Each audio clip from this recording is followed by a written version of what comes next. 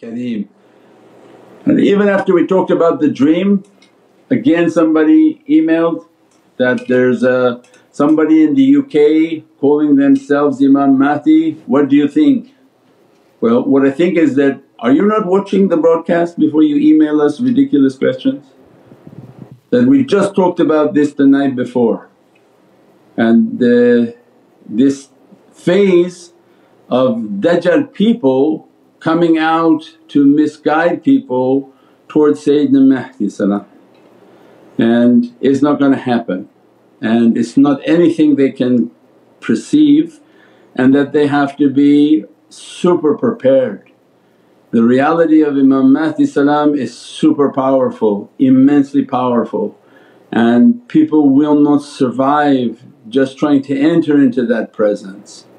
It's of that type of nature, and before the zuhur this world will be in 90 days of atomic warfare in which all of humanity will be at risk of extinction.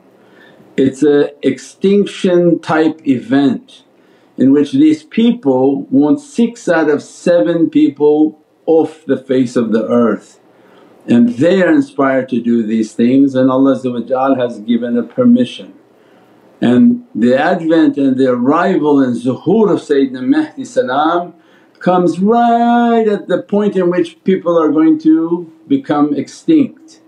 Before that there are Mahdiyun whom are responsible for protecting those whom Allah wants protected to be with Sayyidina Mahdi salam.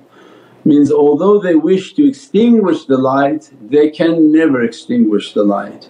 Those whom Allah has written for them, they will be with Sayyidina Mahdi salam. Then there are Mahdiyun whom will shield and protect them through even nuclear warfare. And this is with the support of the mu'min jinn and the servants of Allah, Budala nujab nuqaba wa tadul akhyar.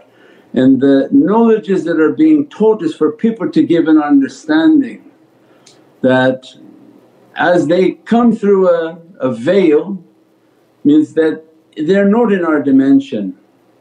So if you throw a firecracker it doesn't affect them. So the same for whom Allah will protect, they will come take them into a different dimension. So what firecracker comes on this earth, they will be inshaAllah shield from that, brought back. So it's not something too mind-boggling, but this is how they introduce the subjects of portals and energy fields, and everything in our existence has to do with an energy field. If something is going to be happening on this plane, well there are many pardas, many veils, like layers of adobe and people who do graphic art. Our creation is layers. If they're going to do something on this layer, Allah has servants that will take people to another layer to shield them from the oppression and the difficulties that are being put upon this earth.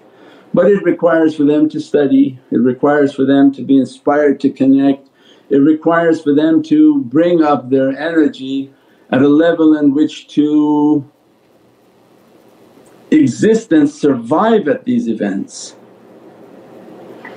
But when the field of energy is so small on people and they don't wish to improve their energy and improve their level of capacity of Divinely knowledges, then they make themselves to be extinct and perishable.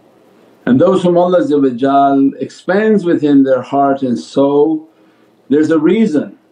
It's because Allah is expanding, inspiring within them to seek out these knowledges that will save you.